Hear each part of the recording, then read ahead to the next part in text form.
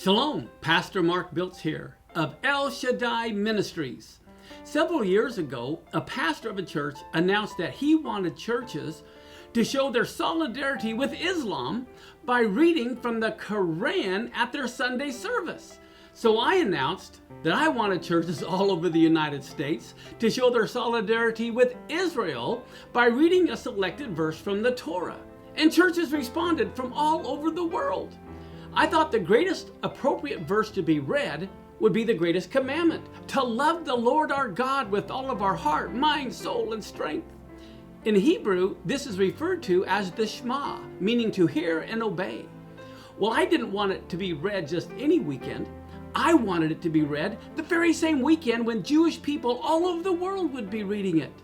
Now, with this being the 70th anniversary, I thought it would be great again to have non-Jews all over the world proclaim that the Lord is our God the same weekend the Jewish people will be making that very same declaration, the weekend of July 28th and 29th.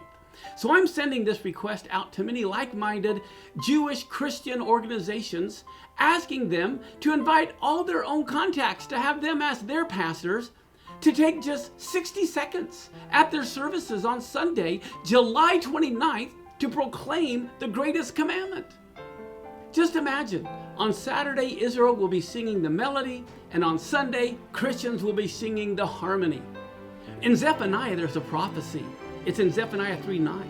God says, "For then will I turn to all the nations a pure language, that they may all call upon the name of the Lord, and that they may serve him with one accord."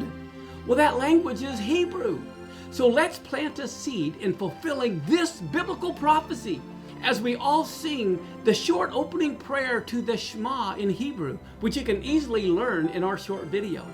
Amazingly, that very same weekend, Isaiah chapter 40 is read in every synagogue around the world, and it's asking the nations to comfort Jerusalem after them having gone through the 3 weeks of mourning, the destruction of the temple, and all the catastrophes that have befallen them.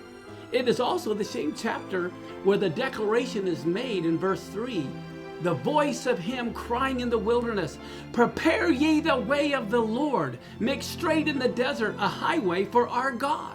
So let's all prepare the way of the Lord by coming together, Jews and Gentiles, and call upon the Lord with one accord. Please let others know you be blessed.